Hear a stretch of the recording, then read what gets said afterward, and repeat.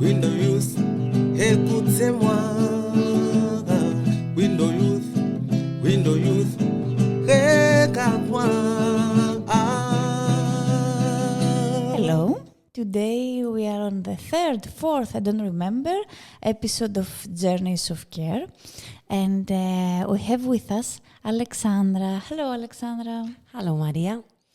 I'm very happy you are here, and we'll have some time to discuss on your experience working with young people. But let's start with a bit of introductions. Can you tell us a bit what is your job in Velos? What are you doing? What is your experience working with young people? Yes, of course. So, I'm Alexandra. I've been working almost 4 years now at Velos. I'm in the more administrative position, I would say, like operations officer specifically. So I'm not all the time with the young people, but I'm there every day because we're a very small team. Every day I go and say hello, how are you? What's new with the kids? I'm saying now. So yeah, that's my relationship. Mostly we talk together. Okay, great. So can you tell us a bit what inspired you to work with young people and young refugees? What drove you here? Yeah, so basically I was in a completely different field before, mostly in companies, again in an administrative position, but cooperative, much more cooperative. And there was an opening, so I did apply for this position. I felt immediately after talking with friends that this is a position that would really fit me. And because of my personal story, and also because I wanted to change. I wanted to feel that there's a purpose in my job and not only Kind of the everyday job, but everyday tasks, some stress, a lot of stress actually, a lot of communication, a lot of, like my previous job for 4 years was with a mechanic, so all of that needed a lot of organization. I was managing whole teams and it was a lot of useful things, but it wasn't too much fulfilling for me and quite stressful. Towards actually working with people and for people is much more fulfilling. So is the meaning that dragged you in this job? Yes, indeed.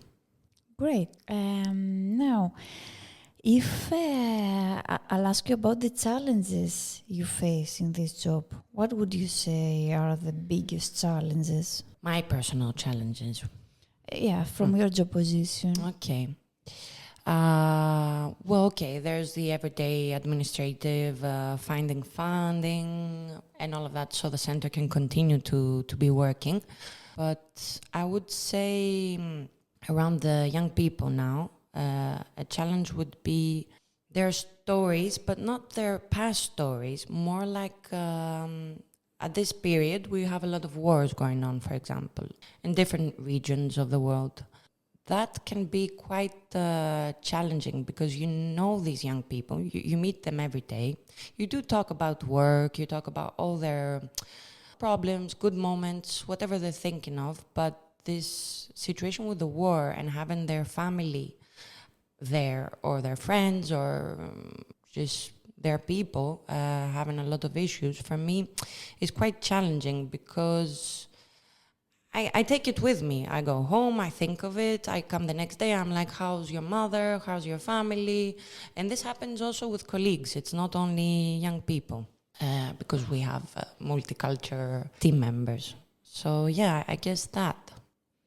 It's very interesting what you are saying because somehow it shows how people that work in day centers and they might not have this like field work, as we say, somehow they get something of the emotional transactions that are happening there all the time. So I think that's very important because sometimes we tend to believe that people that are on the administrative part, they do not have anything to do with what's going on in the center, but it's not like this. So thank you for sharing this. Now, if I ask you about a moment or an experience that you got in Velos and it stayed with you, which one would you choose to share? You can choose more also, but So as a positive, as a moment, like as a moment. moment that has struck you. Well, there are quite a few. It's not, yeah.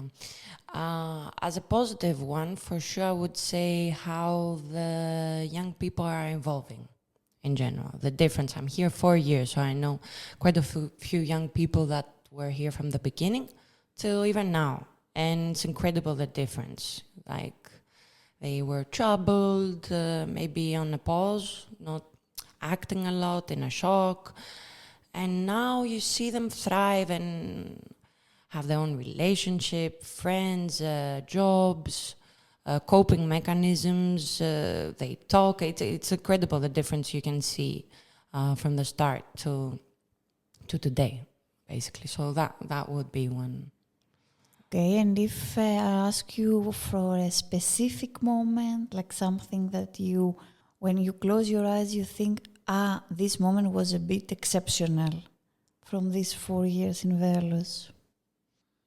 I would say the changes again, there's this young person that I have in mind that was quite controversy, I would say, and he always wanted to go against, and from Africa specifically, so I guess he had his own story behind it. But yeah, it was really interesting how he was always going against whatever we were saying, politically mostly, and how now he just changed. He's 18 years old, he's really young, and he's like, yeah, I do agree with you. You're right, I was wrong. And this is quite recent, and I thought that was magic. True. I know. I know for which person you are talking, and it's true. It's true. Yeah, and how many fights it takes. Yes. And how much time you need to handle all this. You need patience, basically. From our side, you need patience to let him understand by himself. You give him the information, what you believe and what you've seen with facts. And then, yeah, you let it to him. But it works. They change their mind. It has worked with all of us. It has. But I don't have kids, so I don't see that in my personal life. So I see it only here, and it's really pretty. Now, if I ask you about some lessons you've learned by working with young people, from the young people. Again, I would say, because I think I mentioned it, patience, for sure. Patience, for sure. Listen to them. Try to get in their position. I always try to do that in general in life, but yeah, getting in someone's shoes and try to understand what they really need. They don't always know what they need, of course, so yeah, you can put your input in that as well. Yes, I would say patience and good willing. And now if I ask you a bit, because I know from your everyday work, you have moments that you need to be very focused and talk with accountants and banks and all these people and be like super concentrated. And at the same time, there is a boy knocking the door, say, "Hello, Alexandra, how are you? What's new? What's up?" Or at the same time being upstairs because someone is Missing, not working. Yeah. So how you manage like this shift? How you deal with this shift? Actually, that's a nice break from my paperwork. Also, Greece has a lot of paperwork. So yeah, it's pretty not boring, but if anyone is doing this specific kind of job, I think they would understand that having a young boy or girl come in their office to tell them their news with a very happy face and excited. I mean, how can you not be excited as well and happy as well? And going upstairs is magic as well, because again, I'm gonna ask, how are you? How's life going? Or maybe also, because we're a small team, sometimes we eat all together, because food always brings very nice conversations, I must say. And yeah, no, it's great. I think it's a very nice break from something very procedure, and it's much more creative to talk with our young people, I think. Okay. I got it. Now, we discussed a bit before, and you referred to the difficult stories. That is one of the challenges you meet in this field, and how you sometimes take them with you in the house, and you need somehow to digest them. So, and we both understand that this is an emotionally demanding field. And I was wondering, what are you doing for your well-being? What are you doing in order to release the tension and the feelings when you listen to all these difficult stories? First of all, I have to clarify that I think people are very interesting. So I like bringing stories back home and thinking of them. And I always come back with a strong opinion. So it helps me personally to bring it home. I don't feel it's something I shouldn't do. That's first. Second of all, I'm in a relationship with a teacher. So he as well has a lot of stories to bring back home. So a lot of times I talk about my stories, he talks about his stories. We try to find each other's where we can help and give some opinion, and that. And that's always very creative. It can be fun, if you put some humor in this, it can be fun. It's not always fun, but it's very interesting to have another also opinion on someone's problem, or let's say some situation that I bring home and we talk about it. We are always interested in politics, so we are talking about politics as well. And otherwise, I would say it's always helpful to do other things in your life as well, not only work or talk about work. We also do music, so that's always helped me psychologically in my previous jobs as well, to just forget about everything, basically, and just act in this field. It could be dance, it could be something else. But for me, it's music and creating sounds from the beginning of it. That makes me just lost myself. I'm in a completely different world. And I think that helps me cope with everyday things, not only work.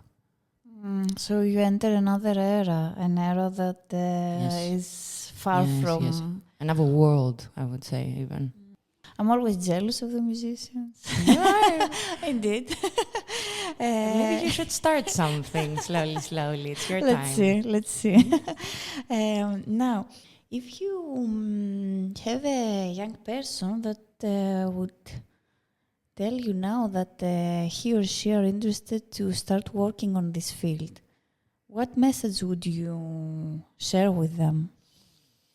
Well, first of all, if they want to work in this field, I would say go for it. It's very rewarding. I myself, if I had understood that I like it so much, I would have maybe done things differently and be more of a youth worker or social worker or something else anyway. But it's very rewarding. I would say that you cannot always win all the battles, because it's not always in your hands, so it's okay. It's very important what they want to do. I think that not only the specific person that wants to work in this field is very important for him to work, but also in a holistic way. Like, a lot of organizations should be working and be open. Even communities, even the actual country should give a lot of matter in this. But everyone puts their small input, and everyone's work is very important. And I would say go for it. Great. You referred a bit to this, that maybe you have done some things differently, which I believe that there is always time to do it if you want. Yes. But if now you had in front of you the 20 years old Alexandra, What would you say to her? 20 years old, that's pretty young. I'm 36. I would say keep strong and believe in yourself a little bit more. I feel that I just went immediately towards work and making money, try to live the everyday life, and not so much of what I would really want to do, seek that. So I would try to seek a little bit more what I really like and go for it as well. I think that would have been the difference, basically. But yeah, it's never ending. I can still do it. But I feel that I am doing it a little bit through this job without exactly focusing only on the young people. I have the chance to be with the young people every day. And I know them, they know me, they come and say hello. So, we have an outside relationship that sometimes is even more, how can I say, it's different from the social workers' relationship. It's different. We have a different relationship, more casual, more just talking, with the good and bad. I mean, then they express themselves to me, but in a different framework, not as a case, or it's just different. And I like that. I won't change it now. Like I won't want to be now, as I am now, Alexandra, 36 years old, be a social worker. I'm not sure. So I do like how it did turn out, finally. Great. That was our last question. Thank you very much, Alexandra. Thank you, Maria. It was lovely.